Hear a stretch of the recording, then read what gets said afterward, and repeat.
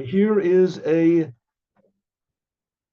speech given by the Lubavitcher Rebbe in 1987. The reason we're learning this, usually we learn Likkutei Torah, which is from the first Rebbe of Chabad, but it happens to be that this week's Torah portion, there is no essay from this week's Torah portion. At least I didn't find one. So we'll learn this from the Rebbe. Now, basically, all the Rebbes of Chabad are the same Rebbe. And the whole idea of what a Rebbe is like Moses. It says he connects between God's wisdom and our wisdom. Right? Moses brought the Torah to the Jews, so the Rebbe's bring the Torah to the Jews. Which that sounds a little bit sort of, how do you say, fantastic. But if you start reading the Mimor and you understand, then you understand, number one, how important we are in God's mind. And you start realizing how important the world is, God's mind. That's the whole idea of Moshiach. Realizing how important the world is in God's mind. So here we go, let's go. So everything that we do has an effect on man. Now the Rosh Hashanah is coming up, right? Rosh Hashanah. Rosh Hashanah, the Jewish people, here we go. Rosh Hashanah, the Jewish people, Rosh Hashanah is New Year's. New Year's Day. The Jewish religion has a New Year's Day. New Year's Day. It's a national holiday for the Jewish nation. Jewish nation. The Jewish nation is not only a physical thing and not only a spiritual thing and not only a religious thing. It is mainly and essentially a God thing, which God creates religion and world and everything, creates everything. So the purpose of the Jewish people is to put the whole business together, to put godliness everywhere. Just like God is eternal, unconditionally, God is found everywhere. So Jewish people are also unconditional. A Jew, whether he keeps Judaism, he doesn't keep Judaism, he knows he's a Jew, he doesn't know he's a Jew.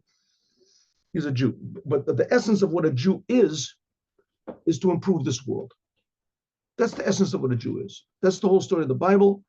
God made a world. He put Adam in it. Adam was a Jew. Essentially, that's why he's buried in Marat HaMachpelah. But Adam, he made a bad choice, and so he relinquished his official position as the first Jew, and it had to wait about 2,000 years until Adam came along. But the purpose of Adam that he didn't do, and that Abraham did do, was to serve God. And serving God means to do what God wants under difficult conditions. And that's why God put man in the world, because the whole entire world is difficult conditions. That's the whole exact point of the world. I think we said this before. I mean, the worst day of your life is the day you got born. Before you were born, your soul was pure and it was tahorahi and it had no problems. And then you get born and you've got only problems and you're helpless to deal with them. Helpless. I met some fellow, I think I told you this before also. I'm sorry, I forget what I tell you. And he was all miserable. Guy was all miserable. I said, what are you miserable? He says, oh, he's in the hospital. First time he's ever been in the hospital. He doesn't even know if he's going to get out. And the doctors are saying this. I said, well, it's not, you got out before you're going to get out again. He said, I told you I've never been in the hospital. I said, well, that's ridiculous. Of course you've been in the hospital. He said, who are you? What are you talking about? I said, you were born in a hospital, right? You started life in a hospital. Oh, yeah, I didn't think about that. I said, then you were more helpless than now. And you got out. And you'll get out of this one also. Don't worry about it. But the day a person is born, he gets put into the world. Why does God put people into the world? Why?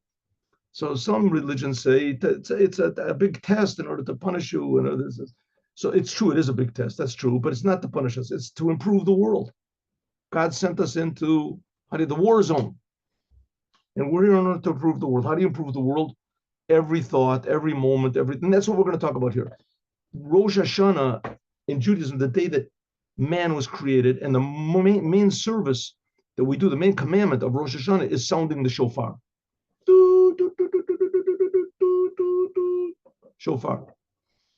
And this is a sign of what man is for. What man? I mean, it's a strange religion. Let me just turn on the air conditioning here. It's getting hot. It's getting hot.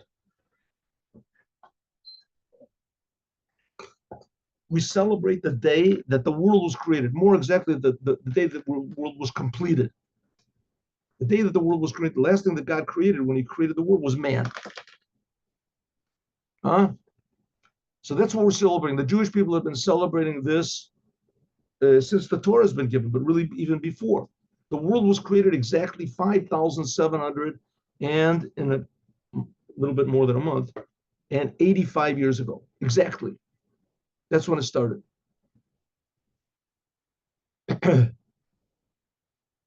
And the point of it being created exactly then is because God created it. And God is creating. And creation is something we have absolutely no idea, comprehension of what it can be even. What is creation? Creating something from nothing. What is nothing? But nevertheless, he does, and it's to show us how important the world is. And why is the world important? It's important because that's what God wants. God, the world gives God pleasure. When man does what God wants, it's nachas ruach, and that changes God's mind, so to speak. So here, let's go. Here we go. These are basic ideas of Judaism that only Hasidut has brought into revelation. They're always there. People always knew it, but Hasidut reminded everybody. Listen. Okay, let's go. Tiku b'chodesh shofar v'chesed liyom chagenu. It's a sentence in Psalms. Sentence in Psalms. Where is it? Psalms 81. Sound on the month the shofar, b'chesed, and the special day. Chesed means the special day. Liyom chagenu, the day of our rejoicing. All these words really have different meanings to them, alternate meanings. Right? We'll see. The word Tiku can be to sound, but it can also be to be inserted or to be strong, powerful. Powerful. I'm stuck on that thing. B'chodesh means the month, but it also can be the renewal. The word shofar also can be to make beautiful. Shafru. Shufra. Bechesa means the special day, but it also means to be concealed. From this they learn, it doesn't say in the Torah, by the way, when exactly Rosh Hashanah is. So it says, this is that we should sound, that we should sound the shofar on Rosh Hashanah. It doesn't say we should sound the shofar on Rosh Hashanah. It doesn't say. It doesn't say we should sound the shofar. On Rosh Hashanah, no. It doesn't say. It says you should sound the shofar on Jubilee year and Yom Kippur, 50th year. But they learned from all sorts of connections that what God wanted was that we should sound the shofar on Rosh Hashanah as well. That's because Bechesed, because that's the day, the only holiday of the Jewish year that the moon is covered, Bechesed. There's no moon. First day of the month. All the other holidays are on some other date of the month. L'yom chagenu, for the day of our rejoicing. Well, let's see what it means. Here we go. Tiku b'chodesh shofar, sound on the month. In other words, on Rosh Hashanah. The shofar, Bechesed, the special day for the day of our rejoicing. Mimor, it's explained in this, the previous Lubavitcher Rebbe, Mori Chami, Admor Nasi Dorenu, the leader of our generation, the previous Lubavitcher Rebbe, he said a mimer in Tav Shin Vav, 1947. 1947. Lifnei Arbaim Shana, before 40 years ago. Now the Rebbe speaking is 87, so this is 47, the one the Rebbe spoke. Previous Rebbe. The Achrei Arbaim Shana, because after 40 years,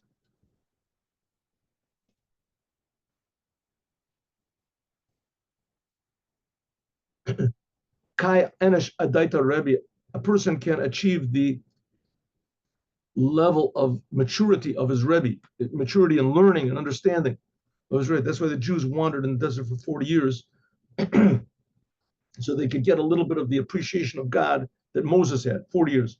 Okay, Omer is all the rabbis say, Al Pasuk Zeh, on this sentence, in the Psalms, right? Sound on the month, the shofar, Ezehu Chav, which holiday is Shachodesh, that the moon is covered, and that the only holiday in the Jewish year that the moon is covered. Havi Omer, I would say, is that Rosh Hashanah? It's Rosh Hashanah. The Bechesa, that what it says, Bechesa, means the special day, but it also means to be covered. Kas, covering over Hey, the letter Hey of God's name. The Hey of God's name, that refers to Sfirat HaMalchut, We've learned this before. God's name is also what God does. So there's the Yud, and after that a Hey, and after that a Vav, and after that a Hey. So the Yud is the first original point of creative power, Kol Chachma. And the finality of it is the last Hey, that's the five the five organs, if you want to call it, of speech. Five Hey, the tongue and the teeth, etc., because God created the world by his speech. So that's Malchut, the lowest aspect of God. We say that God is the king of the world. In order to be a king, you have to have subjects. So God created a world that seems to be totally separate from him. So that's Malchut. That's what's called Malchut. That's the lowest of the 10 spirot. That's the letter Hey of God's name. It says that's when the letter Hey is concealed. But Kas and Yanim, and the whole thing of this Kas is Rosh Kisway, it's covering. That's when the moon is covered. That's when the world is dark. It's explained in books of Hasidus, and of course it's all taken from books of Kabbalah, that on Rosh Hashanah in the evening, that all life force goes back to its source. The whole life force of the world goes back up to its source. And God makes a new dispensation for the coming year. When we talk about dispensation, we mean how much food is going to be, how much wood is going to be, wars is going to be good. It's all decided on Rosh Hashanah by God. It's brought down gradually in the course of the year.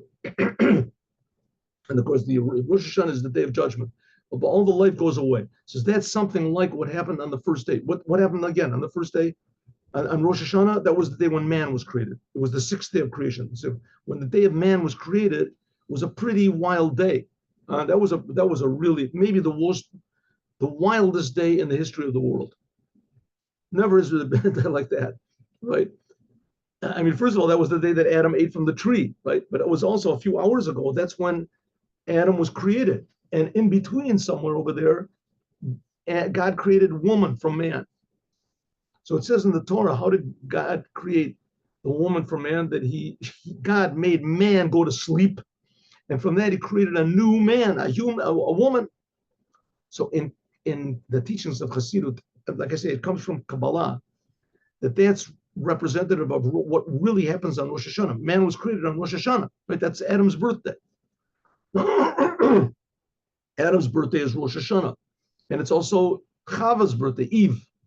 How she got the name Eve, I don't know. Anyway, Chava, I guess the American Jews can't say or something.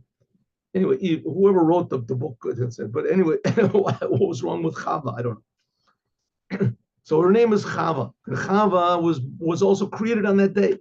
That's the day when she was created. So it says Chava, that represents the world. And Adam, that represents a spiritual aspect of the world. And Chava is a more physical aspect of the world.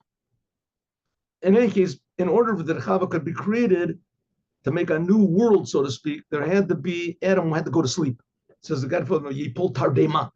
Adam went to sleep. So the same thing, that's what happens on Rosh Hashanah. The whole world, so to speak, goes to sleep.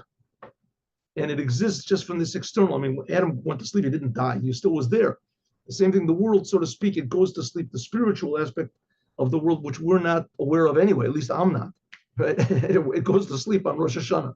The Rebbe is, it says that Rosh Hashanah, all the spiritual aspects go back up to their source. And the world is just existing externally. And when we sound the shofar, then that's like the beginning of the creation of the new world. That's like Chava being created. Okay. Rosh Hashanah is called Chesed because on Rosh Hashanah, the spirit of Malchut is covered over, umit in a concealment. But like I just explained to you, the spiritual aspect of God's kingship goes away on Rosh Hashanah. We have to take the Rebbe's word for this. I mean, obviously we know that's probably why you're listening to these classes, at least, is that you know that there's more to the world than meets the eye. Right? And once in a while there pops up fakers and people that say that they know what's going on and that they don't really know what's going on, and people worship the golden calf and worship this. But the fact is there is a lot going on that we're not aware of, and Judaism exposes this. What is really going on? Well, maybe we can say the connection between the Inyan Chag. This is the holiday, Sha'achodesh, that the moon, Mitchasebo, is covered over simply. Sha'achodesh, that this word chodesh, the moon, this is talking about the moon. The chodesh, the month, I'm sorry, the month is called the moon. I think that's why it's called in English month, moon. But note it's known that the moon corresponds to Malchut. Moon is a receiver, like Mother Earth receives. The moon receives light from the sun. And that's the lowest, that's like Eve, Chava. That's the feminine aspect, receiving. And therefore, the main service we have on Rosh Hashanah is Binyan Sfirat Malchut, building the aspect of Malchut. What you want an Ezer Kenegdo, you want the world to help you. You want the world to help you. The world is like Eve, Chava, that was created after Adam went to sleep on Rosh Hashanah. That's the world. So originally God did the whole business. He did the whole thing. He created the world. He created man. He created his wife. Created everything. But the purpose why he created man was to put the world in man's hands. And it was supposed to be that man was just supposed to improve the world, to improve the world, make the world more and more and more and more and more godly, which there's no limit to God, and less and less and less selfish. Now, our main thing is to make the world less and less and less selfish, primarily, and to make the world godly, secondarily. Just the Rebbe, Lubavitcher Rebbe, just informs us that the way to get rid of the darkness is to make more light. But the fact is now there's a lot of darkness around in the world. And that's what we do on Rosh Hashanah. On Rosh Hashanah, we're drawing down godliness to make the world more healthy, real, fixed. That's what's called fixing up Malchut. That's the whole thing of sounding the shofar. Sounding the shofar. It could be, and taking a sort of the chance with this, it could be that there's more Kabbalah written on sounding the shofar than on anything else. We're talking about the commandments, practical stuff, Kabbalah. There's more intentions. What exactly happens when we sound the shofar? There's what happens when you sound the first blast, and the second time when you repeat it, and there's the tekiah and the trua and the shporim, and then it ends up also with the tekiah. What's exactly happening? How it corresponds to Abraham, Isaac, and Jacob with Chesed and Gevurah, and we're fixing up the upper worlds and things like that. That's the whole idea, is fixing up the world. Okay, so again, what does it mean fixing up the world? We said this before. What does it mean fixing up the world? Let's just take a very mundane example. Henry Ford makes the first car, and the car comes, he works tremendously hard, and it comes out the first car. What's the purpose of the first car? What's the purpose of it? Well, he wants to make money. He says, nah, listen, that's good. He wants to make money, but there's other ways. He wants the car to work. That's the whole thing. He wants the car to work. If the car works and the car is good and it works, then people use it. And if they want to use it, they'll buy it. Okay, what exactly was his primary motivation? I don't know. But the main thing is that the things are working. The same thing as God created the world, and he wants the world to work, to be in working order. And to that end, God created man, that the world should be in working order. Right? When you drive your car, most of the time, if it's a good car, you don't think about the car at all. You don't think about the car, not at all. You don't think about the steering wheel and about the gas pedal. You don't think about anything, right? You just think about where you're going. Sometimes you can talk, you can turn on the radio, you can talk to people on the phone, you can whatever it is, and you're not thinking about the car. That's what it's supposed to be. The world is supposed to be, we're not thinking about the world. We're thinking about what the world is supposed to do. The world is supposed to serve the Creator, everything. The world is supposed to be a happy place. Mashiach will make the world a happy place. But the main thing is this physical world. That's the point. That's Judaism's big point.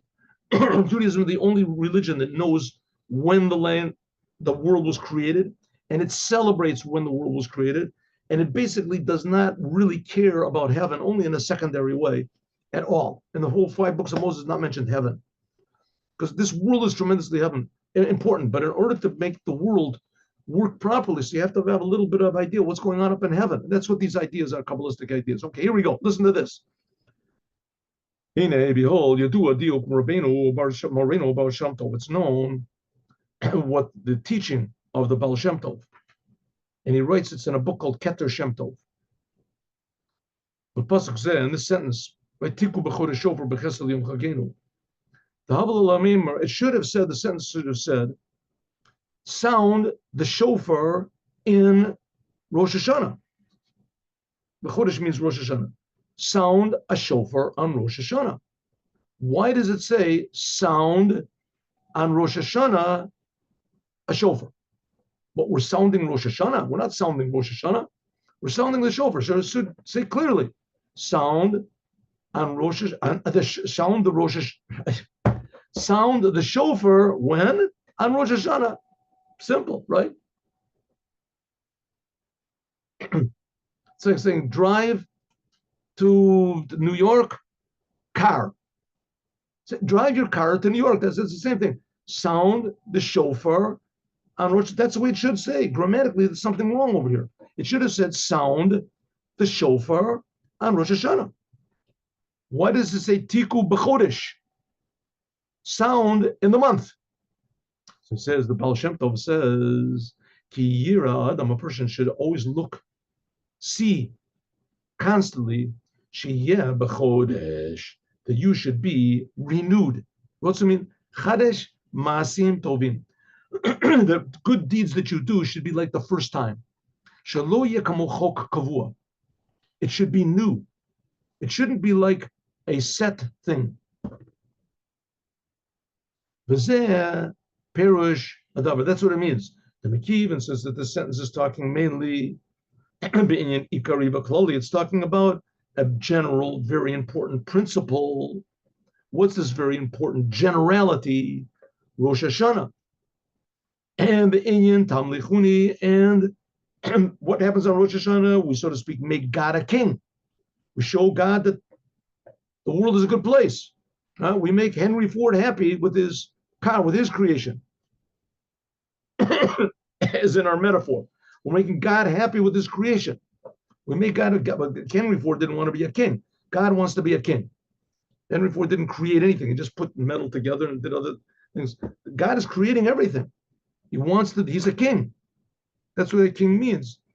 Everything is nothing without him. Without him.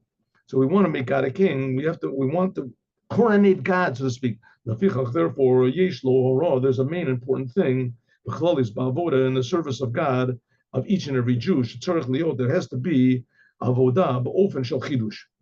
The whole rest of the year, you have to realize that the world is being renewed constantly. And therefore, every instant is brand new. Shebakal pam, ubakal rega, that every time and every moment, ubakal davar, and everything that there is and everything that you do, so you do it like a davar chadash, like it's brand new. Okay, how can you do this? How can you do this? Just think 1 second. I mean, if you just think one moment, what a miracle it is that we're alive. I mean, there's people we know, I'm sure you know, that have passed away young, right? That passed away. We can't take for granted that we're alive. That we're alive. We can't take it for granted we woke up in the morning, right? That we have eyes, we have a nose, and we can't take it for granted. Okay, where do we get these things from? Well, what do you think? Well, a normal person will say, we don't get them from anywhere, we just have them. They're just there, just nature. Cats give birth to cats, and whatever it is, protozoas give birth to protozoas, and people give birth to people. It's just nature, That's the way it just comes out all the time. So you can say that. You can say there's a lot of people who do say it, but then everything becomes very boring. Everything becomes boring. It's like, so what am I here for? It's just this whole thing is just this sort of, I'm just a bunch of combustions or something like that. But if we say, no, God is creating everything all the time, so all of a sudden the world becomes like a big miracle, which the fact is it is a big miracle. And once in a while you can get an artist that he can pick out the miracle that's in everything, the beauty, the amazing awe that there is. Right? Wow, how does everything get here? It's amazing. So the fact is that everything is really brand new all the time. All the time. And even more, God is creating us brand new all the time, and he's giving us brand new responsibility all the time. So everything that we do, it's like brand new. And when we do anything, it's a big miracle. So therefore, it should be looking at everything like every moment is Rosh Hashanah. Every moment the world is being created brand new. And maybe that's what the Baal Shem Tov said. That's what he means. Tiku, you should be inserted in Chodesh, that everything is new. Tiku b'Chodesh, you should be inserted, you should be powerfully stuck and united with Chodesh, with the reality, with the novelty of the world, the renewing of the world. Says the Rebbe, maybe we can also add even more the Zeh. This is also what it says, Tiku. The word Tiku means also something that's very strong, very powerful. Yitka, right? It's like he's very Taku, he's very stubborn.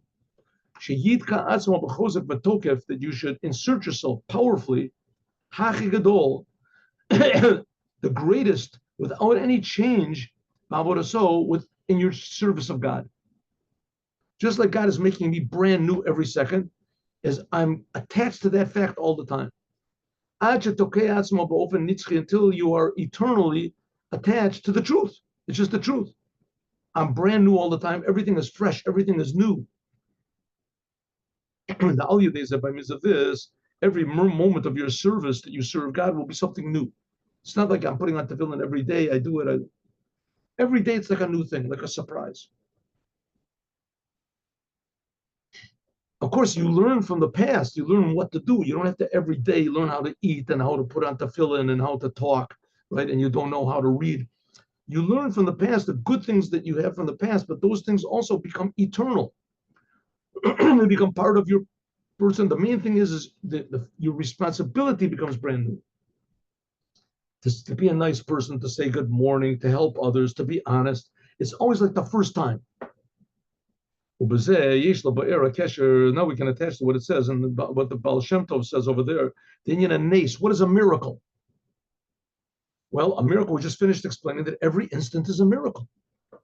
Now, really, if you think about it, no one moment is, according to Judaism, no one moment is necessitated by the moment before it. It's not just things, why is it 2 o'clock now? Because 1 moment ago it was 1:59 and now it's 2 o'clock. What's the problem, right? The sun is in the moon. Why does the sun move over there? Because 1 moment it was early and the sun, the earth moves, the sun moves, whatever it is. The past necessitates the present, and the present necessitates the future. Just sort of, how do they call it? What is it? There's a word for it. Entropy. Is that the word? No, that's not the word. In any case, volition. A thing moves, and it has one of the principles of Newton, that a thing will continue to move if it's nothing stops it, right? Nothing stops it. I can't remember the word, what it is. You move a thing, if nothing stops it, it'll keep moving forever, right? Therefore, you realize there must be gravity, there has to be resistance from the air, there has to be this or that. It's the same thing with the world. What's stopping the world? There's nothing except for the world. The world just goes, the gate, and that's it, it goes. Says the Rebbe, it's not so. You can look at the world that way, but then that becomes very boring. It also means that I'm the most real thing in the world. I'm the thing that's really alive. Everything else is just sort of mechanical. And I can sort of make choices, Says the Rebbe, good, but that's not what Judaism is coming to tell you. Judaism is coming to tell you that God exists and that God cares and that God is creating you. And that God is creating this every instant brand new from love. And every instant is a surprise. That's what a miracle. What it says about Baal Shem Tov. What is a miracle? A miracle is when there is made something for the first time. When it comes another time, it's called nature. The fact is, you can take your choice. Either you can say the world is boring, or you can say the world is just an amazing miracle, right? Amazing miracle. Every second is brand new. And even more, the future is also a miracle. I once heard somebody, I took a sort of class on suicide prevention. I said one reason that a person should, one argument you can use to a person not to commit suicide is from curiosity. Curiosity, you don't know what's going to be. Maybe things will be different. You suppose that everything is going to be the way it is. Up to now, it's going to continue to be. It says, no. The fact is, every moment is a miracle. And everything can change in one instant. It says the Rebbe, in fact, everything is changing in every instant. It's just changing in the same exact way. So it seems that it's not a miracle. It's like the joke about the person that's sitting on the park bench and he's all miserable. And the rabbi says, what are you miserable about? He says, I think I'm going to commit suicide. Why? He said, because 3 weeks ago, I won the lottery, $5 million. No, what's it says? Last week I also won the lottery, $5 million. Says, well, that's wonderful. Says, what? Since then, the whole week has gone by, nothing. And as he got so used to winning the lottery that it became nature already. He was expecting, and he's going to win the lottery. The first day he was tremendously excited. The second day he was a little bit less excited, right? Now he starts to think maybe I should have made it. He won 3 weeks in a row. Yesh the kasher says, so now we can attach this to risk. So the Rebbe is trying to say every moment God is creating us. God is more real than we are, and God is creating us, and God wants us to be here. And every second is brand new. We can attach this to what the Baal Shem Tov said, Shekol davar ba'olam, that everything that is in the world, nitchadish b'kol rega, is being renewed every instant. Umash and nikra b'shem teva, and that which is called nature. Nature, who rak mishum, because shnitchadshus b'kavar, because this renewal was in a pattern. So therefore, there's laws of nature and how God wants nature to go, and you can depend on these laws, right? So I've read somewhere that the laws of Newton, that Newton developed these, what was it, 600 years ago or something, whenever Newton lived, 400 years ago, and that Newton, I think 400, something like that. Anyway, so they use these laws like to shoot rockets to the moon. You can rely on the laws of nature. The laws of nature you can rely on. This seems to indicate that it's not a miracle. Says the Rebbe, no, it is a miracle. It's just having the same miracle is happening over and over again. Just this is not the first time it's happening. Is when you start to think about this, that everything is really a miracle, but and everything is brand new. This gives a power, the call inyan to everything in serving God, and that everything will really be new. Okay, the Rebbe is explaining the Mimor of his father-in-law, the Mimor which was said in 1946. That was when the previous Lubavitcher Rebbe was already in America, right? He got out of exile in Russia, and he came to Poland for 10 years, and he came to America in 1940, and he passed away in 1950. So this was said in 1947. The previous Lubavitcher Rebbe, Rabbi Yosef Yitzchak. Okay. The Mimor continues. Let's have a picture. Let's have a little picture of the Yosef. Here we go. Oh, see, here's a picture of the Rebbe. You can see it? I hope. See? Picture of the Lubavitcher. There's better pictures. Here's a picture of the Lubavitcher Rebbe. There we go. Yeah, we see it. There we go. See, nice, beautiful pictures. Previous Lubavitcher Rebbe. Amazing person. Rabbi Yosef Yitzchak. You can learn about it. Okay, back. Where's he buried? In New York. Right by the oil? At the oil, sure. That's what the oil is, sure.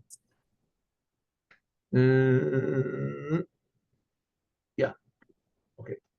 And it continues in this Mimor. Okay, so I mean, really, we could stop the Mimor. That what we just learned is enough to think about for years, right? Okay, but it's not the end. There we go. And it continues in the Mimor that this discourse that the previous Rebbe said, the parish Chesed b'Chesed. The word Chesed means covered, right? We said, but the word Chesed also means a zman u'moed. It means a special time. The word Chesed means a special time. That's what it means. Tiku b'chor shofar, sound in the month, the shofar b'Chesed, on the special day. What's the special day? We'll see. The special day is the Yeshnu Zman, that there is a special day, Mugbal, that is limited, Lahamshich Bechinas Malchut. You can't do this every day. You want to sound the shofar and draw down godliness, it has to be done on Rosh Hashanah.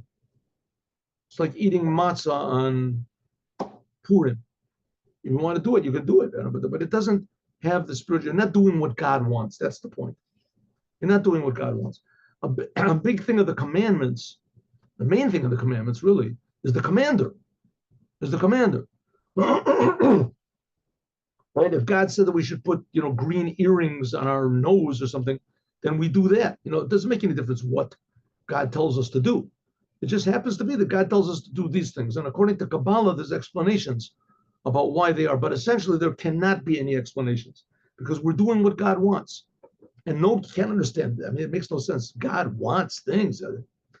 On the other hand, God is creating us. So it makes some sense. I mean, here we are. So this God is creating us. He is giving us commandments. And one of the commandments is sounding the shofar. And you want to sound the shofar, it has this amazing effect on all of the upper worlds to the level of the essence of God himself, the essence of God's will and God's pleasure. That's what the shofar means, pleasure also. It says, but it has to be done on a certain time. The chesed. Only on Rosh Hashanah. Yesh Laber, we can explain the connection of this. There's a lot of laws involved in sounding the shofar. A lot of laws. It has to be sounded by a by a Jew. And there's certain conditions also, what type of a Jew, and etc. But these are laws that God made up. They don't make necessarily any sense. Like when you put on tefillin, it has to be on the arm that you don't write with, on the weak arm, it says, on the arm that's weak. So if you write with your left hand, you have to put a tefillin on your right arm. It means that the other arm is not good. Your legs are bad. Something's wrong with your legs. Put it on your legs. What's wrong? It says, no, we're doing what God says. We're not making any judgments over here. This is what God says. This is what we do. So we have to sound the shofar on Rosh Hashanah. Inyan Rosh Hashanah, that's the idea of Rosh Hashanah. Al Pitoras of Rabbi Magid, according to what the Rabbi Magid said, the Magid of Mezrich said, and it was brought in the teachings of the Alter Rebbe, and it was printed in the Siddur. Alter Rebbe has a book called the Siddur, with Chassidut written there. Shenechtav, that was written by means of his son, Umali Makomo, the middle Rebbe, he wrote down the Mimorim from the in the Siddur. It's another book of Chassidut. What does he write? Zman hu nivra. Time itself is created. Time is a creation. So really, it makes no sense to say what was there before the world was created. Or there's people that say, religious Jews even, scientists, religious Jews scientists. The world was not created 5,785. It was maybe 5 billion, 5 trillion. It was a long process. And we can reconcile this with the day of creation. There was 7 days. That there's a time warp, and that every day in God's eyes is 1,000 years, and etc. And we can figure out who says it has to be so. So the answer to this is, excuse me for the expression, but what are you draining a cup for? What are you driving yourself crazy for? What are you driving yourself crazy for? If we say that God created the world, he could have created the world brand new in 1 second. Didn't have to take 7 days. And even more, the Rebbe is saying the world is being created every second brand new from nothing. It could be that everything in the past is just our memory. I'm sure that there's people that say that. I'm certain that there are. Right? Not really. It says no. The fact of the matter is that before the world started to be created, there was no time. There was no before. When God started creating the world, that's when the whole concept of before and after existed. When he started creating the world. And it's true that in Kabbalah there is definitely before. It says the world of Tohu is before this world, and there's levels, etc. But that's not time as we know. That's the principle of time, if you want to call it. But nevertheless, time itself is a creation. Just like man is a creation and the stars are creations, everything, time is a creation. Movement, so it's just understood. Now it's understood. Just like Rosh Hashanah brought a novelty in the physical world, like it says, this is the day of the beginning of your deeds. This is in the prayers of Rosh Hashanah. It also says it in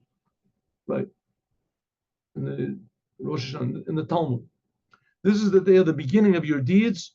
It's a reminder for the first day. That's what Rosh Hashanah is. Alder says similarly, it is Rosh Hashanah is the renewal of not just the creation, the physical creation, but also time.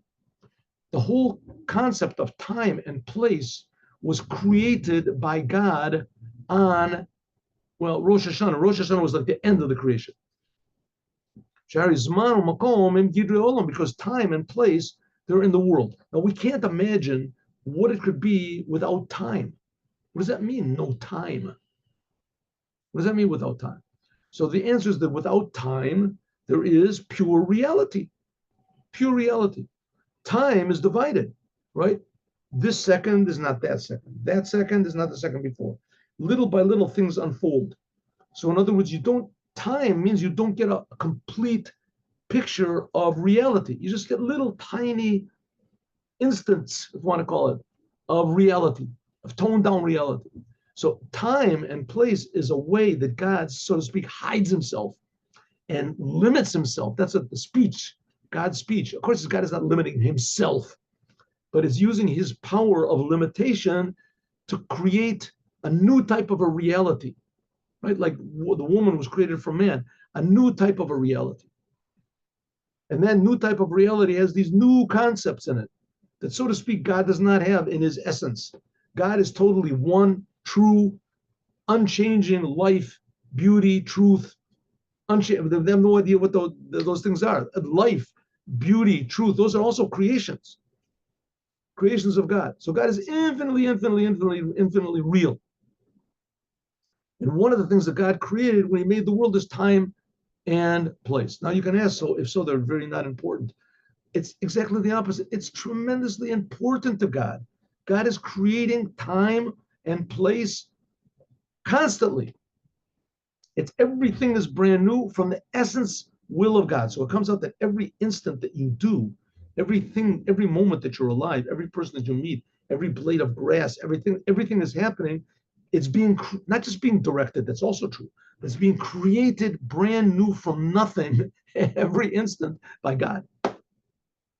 So this is totally incomprehensible. That makes no sense whatsoever. Oh, now we're starting to get close to what we're talking about over here. Rosh Hashanah, the day of Rosh Hashanah, is not the beginning of creation. This is the sixth day of creation. Yom Briat Adam. This is the day that man was created. What is it? If so, what is it that we say in our prayers that Rosh Hashanah? This is the day that God, you began creating the world. We say immediately afterwards, it's not the day you began creating the world. It's just a remembrance for the first day. The day Rosh Hashanah is the sixth day of creation. That's when man was created, the sixth day of creation.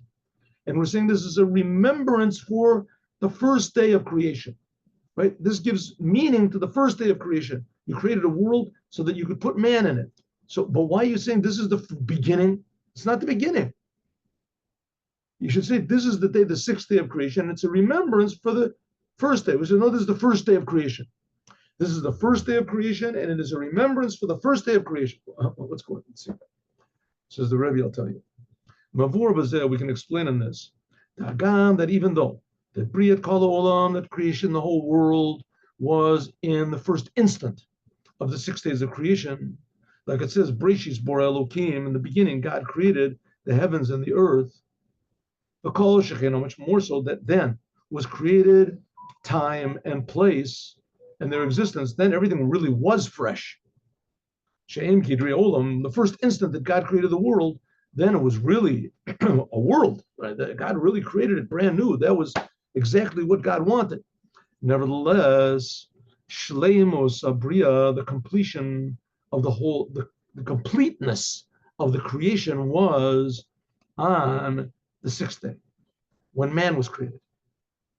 It was the whole purpose of this business is man. So if we look at it, what's the most important thing? The most important thing is, well, it's not so easy. I mean, we have God, and we have man, and we have the world. So what's the most important? God is the most important, right? This is what? Not so simple. God, he didn't want to be alone. He created the world. In fact, before God created the world, there was nothing. There was nothing. I mean, we can say that there was God, but God is not a thing. God is not a thing. He's not an existence. God creates all existence. So the most important thing to God is the world. God's creating the world. He's creating the world. He says, no, it's not so. The most important thing in the world is the grand finale, the whole thing built up to man. Like we said with Henry Ford, what's the most important thing of his? Not when he bought the plant and he built the plant, made the plans. That first car came off of the production line. That's a man. That's it. That's the finished product. That's man. So also, man is the most important thing. That's it. Man is the most important. Why is man here? To fix up the world. So the world is the most important thing. What does it mean fixing up the world? To reveal God in the world, the creator. So God is the most important thing. So what is most important? He keeps going around. Says that's Judaism. That's what Judaism is. On Rosh Hashanah, everything comes together. Man, God, and the world, they all come together. How important man is because he can reveal God in the world. It's like the first car that comes off the production line that Henry Ford is beaming, right? The same thing when the world goes the way God is beaming. That's not a nice thing to compare God in any way to Henry Ford. But every man is made in God's image. It says that about the non-Jews. It said it to them. Okay. So Rosh Hashanah is the day that man was created. When is Rosh Hashanah? One day of the year. But the fact of the matter is it's every instant. The holiday, we remember this, the holiday, and we saw on the show, but that's this specific day. But the fact of the matter is it's happening all the time, every instant, brand new. And therefore, on the sixth day of creation, this is the day when God really began his creation. And there's a remembrance for the first day, when God started creating the world. So when God created the man, then that was a remembrance for the first day that God is creating the world. So the world is the most important thing. Who makes the world the most important thing? Man does, because man is the most important thing. What is making the world important? That we reveal God in it. So obviously God is the most important thing. Without God, there couldn't be any world. There couldn't be anything. But it seems, interestingly enough, from the Torah, it seems that without the world, that God is not complete. God is not creating the world by accident. He just spit and something like that, and all of a sudden there's a world. God is creating the world every single instant from his essence. The world is not an accident. God did not create the world 5,000 years ago and he just went like that and let the thing go. Now we can understand why it is that this day is called Chesed, why it's called Bechesed, the special day. And it's called why? That it is the special time. Even though the creation of the world, of time and place, and their whole existence was on the first instant of creation, 6 days before Rosh Hashanah. But nevertheless, on this day, Davka specifically, Rosh Hashanah, the 6th day of creation, this is the completion of the hisavos, of the existence of the category and being of time and place. In other words, the completion, why God created time and place, is for man. Mishum shezeu yom brias adam. This is the day when man was created. The Adam Arishon, that the first man, he brought about completion in the entire creation. By means of Hamshachas, drawing down godliness. He made God a king. He coronated God, so to speak. And that's what we do every year also. Adam. That's why man is called Adam. Adam, why? He is similar to God. So that he can draw down godliness below in this world to make God a dwelling in this physical world. What's the physical world? Time and place. And it was to show that time and place are infinitely important to God, and every instant is not just made brand new, but it's also infinitely important to make God happy. Every moment. So the creation is a big miracle, and our responsibility is a big miracle. Every instant. So this should make us, refresh us, give us a little bit of hope and happiness and gratitude, and how lucky we are that we're being created every instant. Now let's learn the Devar Malchut. We'll continue this tomorrow, God willing.